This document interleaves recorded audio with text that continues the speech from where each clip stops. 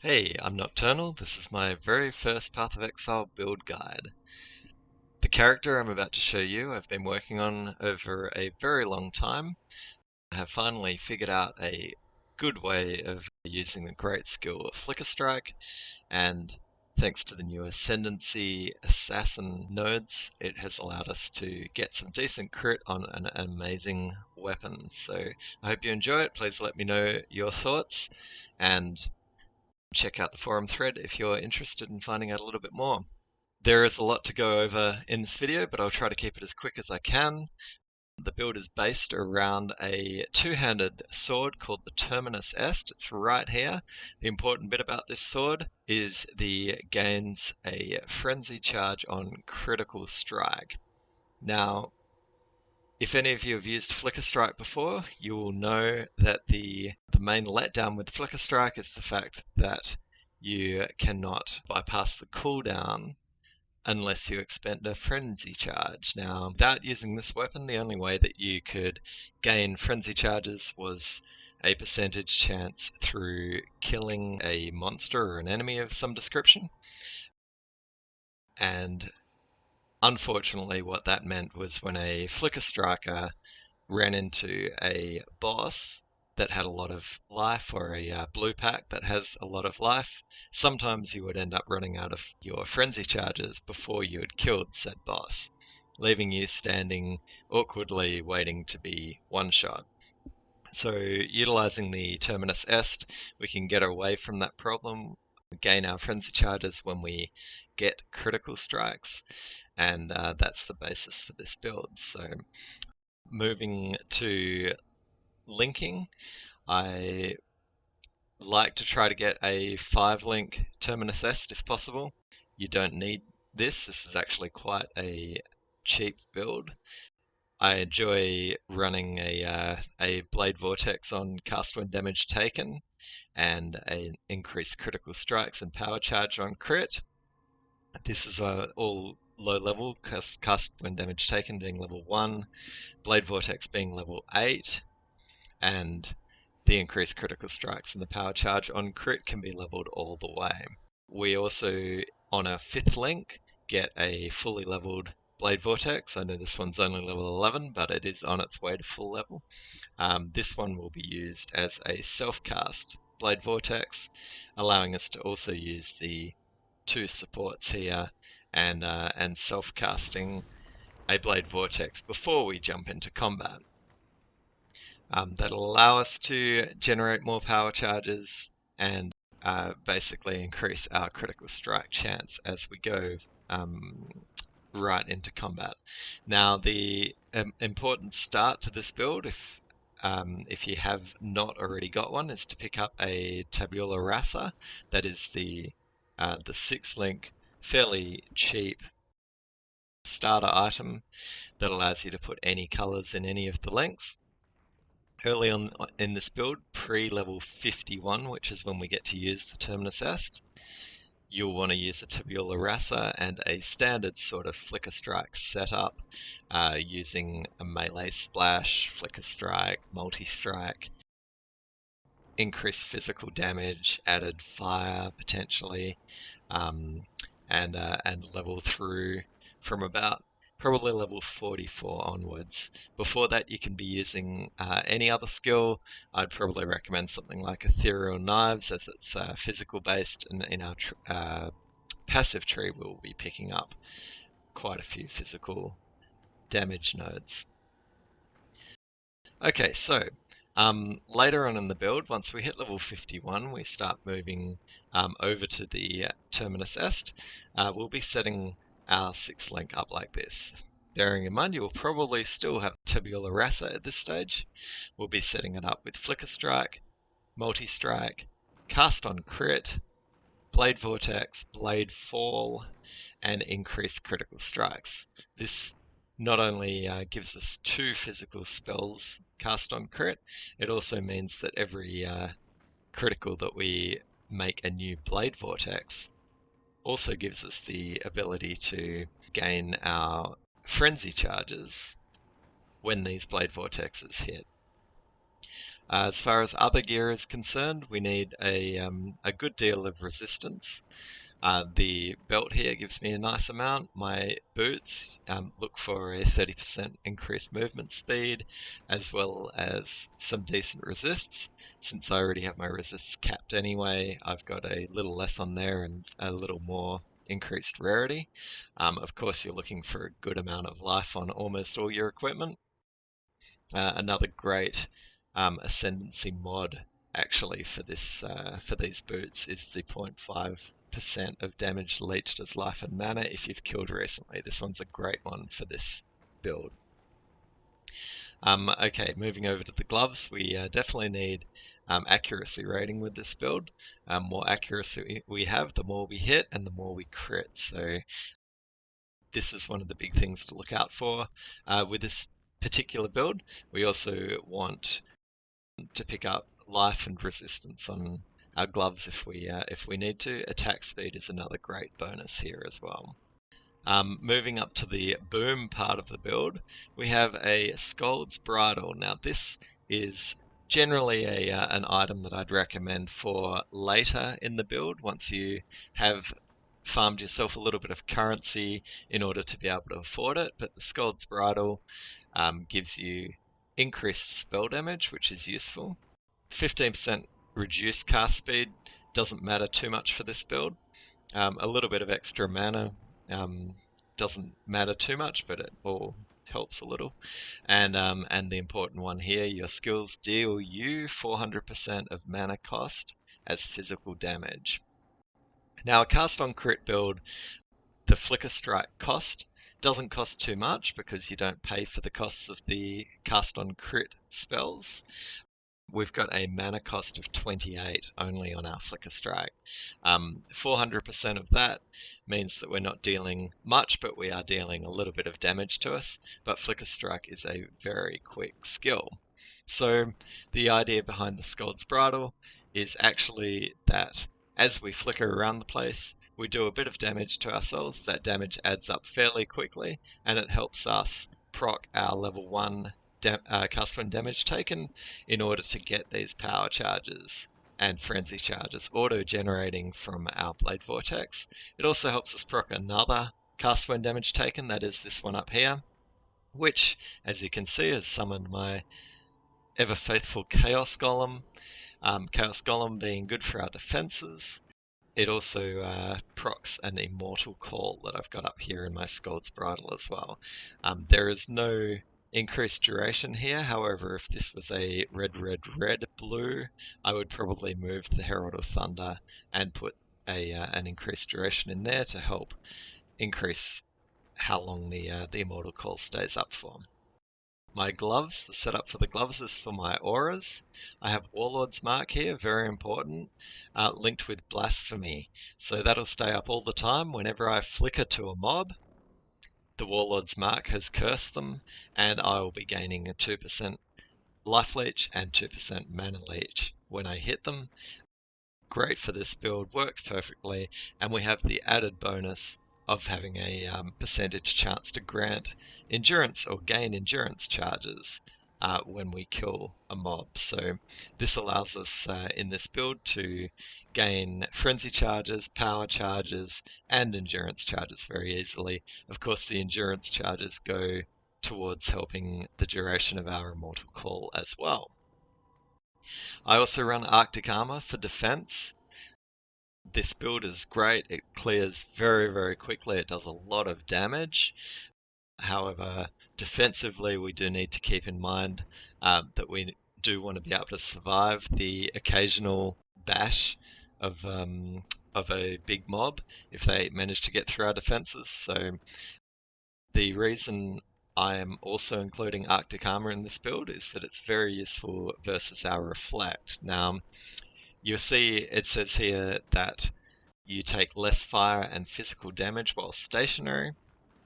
Now for Flicker Strike, even though we're moving all around the place very quickly through our flicker, while we're flickering, we're actually still counted as being stationary because we're not running anywhere.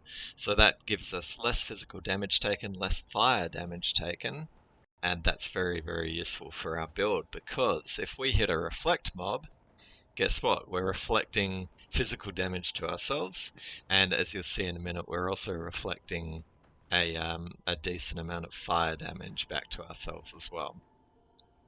Moving over to the boots and the real boom part of the build. So Scold's Bridle here, every time we flicker, does damage to us, as we saw. It helps with the cast with when damage taken. It also helps with this. Vile Molten Shell. Due to how quickly we kill things, we gain our Vile Souls very, very quickly.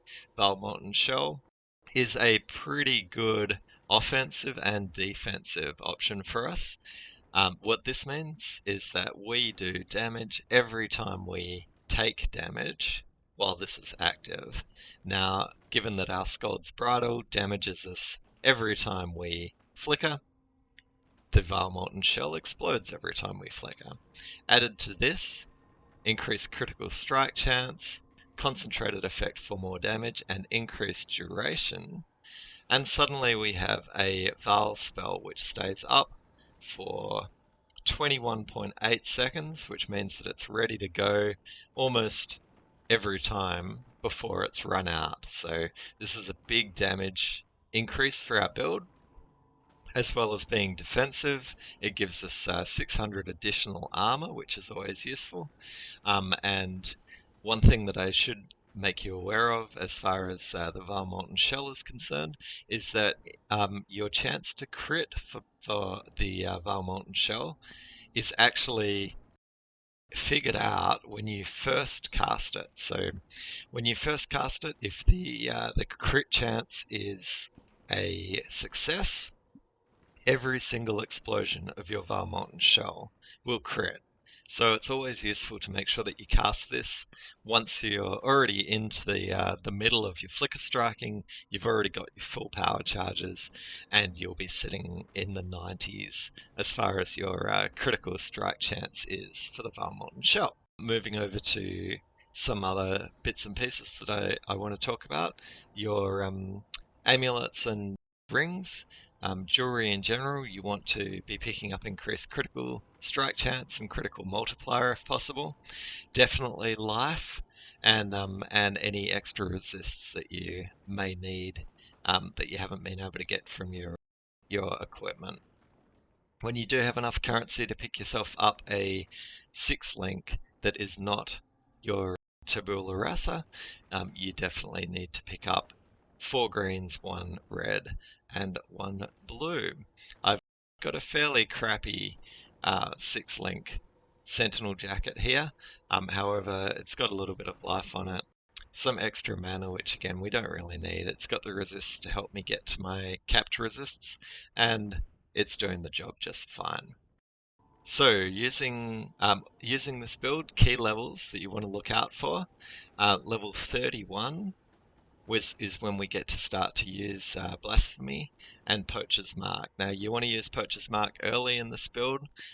It gains you more life and more mana, and helps you gain your frenzy charges back before we're really rolling with the Terminus Est. Level 38, we gain our cast on critical strike, cast when damage taken, curse on hit. This is really important. We should have some good item links now. And then moving on, we want to move to level 51 where we can move to the Terminus Est. Now the Terminus Est is when things really start rolling. That's when you can, once you've got enough critical strike chance, you can really start to get rid of your other frenzy charge generating items like potentially the Blood Dance boots, the Blood Rage gem, and of course Poacher's Mark can then be moved over to your Warlord's Mark. Now, recommended items, of course, I've already spoken about the Terminus Est, the Tabula Rasa. They are both pretty much required. The Scold's Bridle, I've already spoken about. That one I highly recommend for later in the build once you can afford it. It's the most expensive part of this build. You're looking probably, depending on the spell damage roll, something along the lines of 30 chaos plus for that one. Rat's Nest is another very good option for this build. With the Rat's Nest, you gain a lot of critical strike chance, a good amount of evasion rating, some movement speed, attack speed, and of course a little bit of rarity as well, which is useful if you want to be farming. You can only use that from level 55, but it's a very solid option before you move to a Skald's Bridle if you happen to be lucky enough to have or find a Rat's Nest. The Blood Dance boots from level 44. These are great for helping you generate and keep your frenzy charges while you're killing enemies. They give you a nice boost to your movement speed. Unfortunately, because we're using Vile Pact in this build, the percentage regeneration per frenzy charge doesn't help us. So really we're using these in addition to Blood Rage to gain our frenzy charges before the Terminus Est. Important gems that we're using, you've seen most of them by now. You're wanting to use the Valmorton Shell later once we've got a Skald's Bridle. Increase critical strikes, power charge on crit, flicker strike, multi-strike, cast on crit, all very important. Your Warlord's Mark and your Blasphemy are most important to this build. And your aura choices I've gone through very briefly. Your Poacher's Mark to start with. If you want to, you can dual curse early on using Dodri's Damning Ring.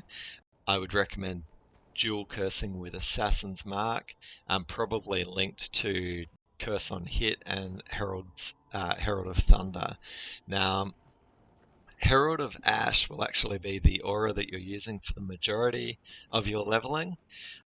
It is late game out damaged by Herald of Thunder due to Herald of Thunder adding lightning damage to your attacks, and because we crit so often, it allows us to add shock stacks or shock to the victims, and using shock of course allows us to do a lot more damage. So although the tooltip DPS for Herald of Ash is higher, Herald of Thunder actually helps us do more damage late game. Warlord's Mark I've mentioned, so my 3 standard choices for aura is the Warlord's Mark on Blasphemy, the Herald of Thunder, and Arctic Armor. Now, if I am doing some easy farming, like farming for Chaos Recipe in Dried Lake, we don't even really need to worry about the Arctic Armor. We can take that off. We can put Herald of Ash on as well, just for more DPS and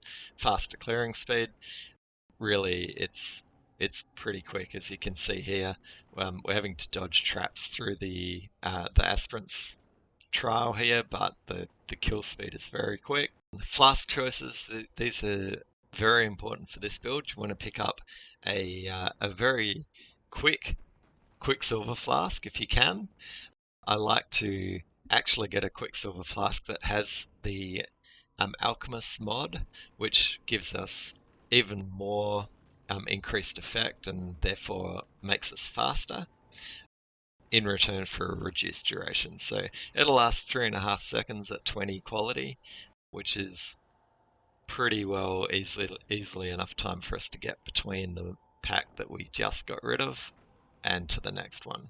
Next up, an option here, I suppose. You can use a Silver Flask to give you Onslaught, alternatively a Diamond Flask for more critical strikes. This one's useful if you're not close to your capped critical strike yet anyway. And the defensive option you can always go for is a Knight Flask. So I'd recommend you get a Surgeon's Stibnite. That gives you your 20% chance to gain flask charges when you deal a critical strike. I'd recommend you pick up immunity to curses on whichever one of these you choose. The Surgeon's Basalt Flask gives us some more physical damage reduction. This is important, obviously. I usually take removes burning on this one. I'll usually pick up a Surgeon's Jade Flask of reflexes, preferably. That gives us a big boost to our evasion rating, plus 3000 to evasion rating, plus another increased evasion rating during flask effect. That one takes our chance to dodge from something like 26% all the way up to about 50, 55, 58%. So it's a really good one. And in addition to the Stibnite Flask, if you're using it, takes it all the way up, I think, past that to like 60 something percent chance to dodge, in addition to other defenses. Very useful. Now, late game gear choices, I've already gone through. You definitely want to set your gear up correctly from the point of view of your cast when damage taken, your blade vortex, and the power charge on crit and increased critical strikes. This is more important than just about anything on this build. If you don't keep your frenzy charges up and you don't keep your power charges up, you will stop and you will die. So bear these in mind. Make sure that you keep those happening. Optional jewels to use. Jewels are pretty important in this build. We pick up 3 or 4 jewel sockets through the life of the build. There are a couple of optional, I suppose, jewels that you can use. One of them is Fevered Mind. This is a fairly expensive jewel and really is optional, but it gives you a good amount of spell damage increase, and it actually, through making it cost more mana for us to cast our Flicker Strike, does a little more damage to us when we Flicker Strike, which means proccing our cast when damage taken more often, which is actually fairly useful. I'm not using this at the moment because I've actually come across a jewel which gives me a higher amount of damage through standard damage, physical damage, and area damage increase in the same gem, I believe. So that one's actually outstripping the 21 or 28% additional spell damage that I was getting from that jewel, so I've moved away from it for now. As far as bandits are concerned, I would recommend either helping Oak for the additional 40 maximum life, or helping Creighton for 10 to all of your resistance in normal. I would kill all of the bandits in Cruel for the passive point node, and in Merciless I would definitely help Illyra for the additional power charge, because the power charge really helps for us getting our crits capped. When you're looking for jewels, I would be looking for global critical strike chance above everything, especially early on. Percentage to your maximum life, very important. Accuracy, global critical strike multiplier, and then damage, area damage, physical damage, attack speed, and melee critical strike chance as a last sort of option there.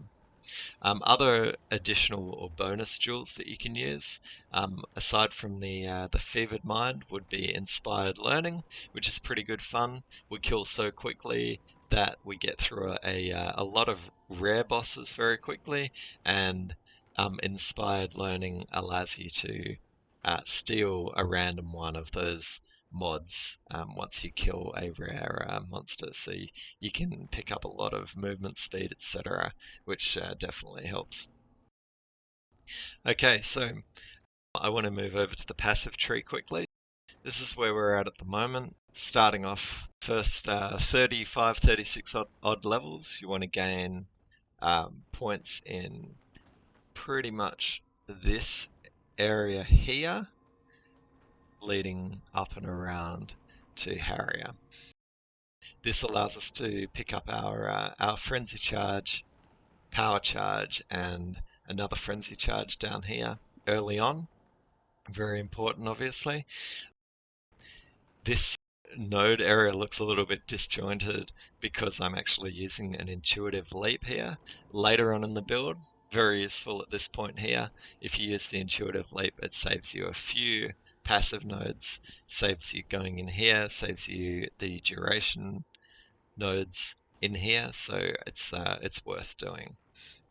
You do need to pick up the physical damage node here in order to link this area of the tree back up, but it's definitely worth doing because you can put those nodes into something else later on. Okay, so once we're through this area, we haven't picked up these 3 accuracy and critical strike chance because early on we aren't needing to crit as much. Then moving along through to getting to level 51 for the Terminus Est.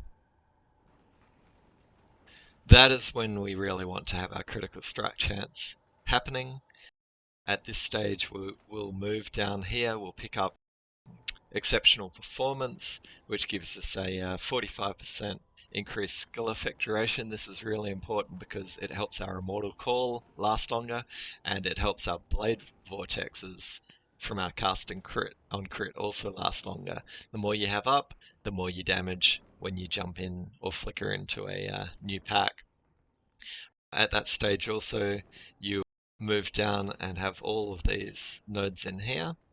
So again, very useful. Level 51, you've also just picked up these critical strike chance nodes in here, and we've stopped about here for level 51. So around there is when we're moving to use our Terminus Est. At 51, we've stopped at Sentinel here. These are obviously very important. We need to pick up life early in this build, but not as early as we need to make sure our critical strike chance is good. From level 51 onwards, we go and pick up the rest of these life nodes, and through to, I think, about level 70, you want to pick up phase acrobatics. This is when we're starting to get through Merciless, getting towards our end game content and mapping. So we definitely need the life, we definitely need the damage mitigation from acrobatics and phase acrobatics. And then we start on the final leg of our journey up the passive tree. After level 70, or around that time, is when we'll be moving up here. So I actually do have on the passive trees on the forums that we want written in blood, but you're going to be leaving that till the very end. We're going to be moving up through Throatseeker, up through to the power charge and the jewel socket here, and cruel preparation for a big bonus to our life and a little bit more elemental resistances. Now don't forget about this spell damage per power charge here. It's quite a good node given that we're picking up 6 power charges. It is an additional 24% spell damage at max power charges, so a pretty useful node right there. Once we're done with those and we've picked up almost all of the rest of our nodes, really late build in the high 90s, mid to high 90s, you'll then be picking up these 4 for written in blood. And at the very end of the build, we'll be picking up this additional accuracy and attack speed, these 3 nodes in here. Accuracy, we will have already got some. Attack speed, it just all helps. The faster we attack, the more procs of our Scald's Bridle, which means the more cast when damage taken and the more procs of our Valmolten Shell go off. That finishes off the build. I think we're left with a few extra points from the fact that we've used an intuitive leap here, which allows us to pick up something else, whether it be a couple more strength nodes and the jewel socket there, and the ability to chuck another jewel in there, something along those lines at the end of the build. With regards to our Ascendency Passes, we definitely want to be ascending to the Assassin spec for Shadow. Our first 2 points after the normal labs, we want to get the critical strike chance, power, charge, duration, and unstable infusion. And then for our cruel labs, we want to continue on and get the next critical strike chance, power, charge, duration, and deadly infusion. Now, deadly infusion, 8% critical strike multiplier per power charge, and 0.5% to critical strike chance per power charge. These are massive for our build. At this stage, once you've completed the cruel lab, you will be jumping from probably around about 50% critical strike chance at full power charges all the way up to about 70 plus. So big stage for the build. You want to get those 4 as your first 4 points, and later on, once you do manage to do the Merciless, you'll get this critical strike chance and multiplier and ambush, which helps us do more damage to enemies at full life and a higher critical strike chance against enemies at full life. So that pretty much caps our resists for our first attack, which helps us make sure that we've got enough frenzy charges to keep critical striking through our flicker strike. Obviously, the early on the generation of your frenzy charges is most important. Aside from that, making sure that you've got your links set up correctly. You can refer to the forum post with regards to that. Ultimately, I would love to be able to get this to a red, blue, green, blue socket. So I'll take Herald of Ash out altogether and put something else in this socket here, move Herald of Thunder over. But as it is at the moment, I don't think I really need another damaging gem here. I think if anything, I may add the increased duration, like I mentioned, with a Mortal Call, or alternatively we could add summon skeletons in there. Quite a useful defensive tactic for that one, given that they take aggro off you as well. Just before we finish, I'm going to move to Highgate and hop into Dried Lake and just give you a quick indication of how quickly this build does clear. So first up, we will chuck our standard auras up here. So we start with a self-cast of our Blade Vortex, and then we can just start flickering. And you'll see my Stibnite. I set up my Quicksilver Stibnite Jade Flask and my Basalt Flask all here, so I can hit 1, 2, 3, 4 fairly quickly and just start running. Don't forget to pick up my orbs. You can see how quickly the bosses go down. You can see my my Immortal Call proccing whenever I'm doing damage to myself. You can see my life isn't going down anyway as I'm damaging. Alright, so we've got our Val Molten Shell is up, so let's cast that. Now you can see the boom part of the build. So it doesn't slow us down, adds more DPS. You can see all of this stuff. There's Nightwind there. I think he died in one hit. We'll go find our friend Mr. Vol, and killing Vol will signal the end of the video. See how quickly the Val Molten Shell pops back up though. Doesn't take long.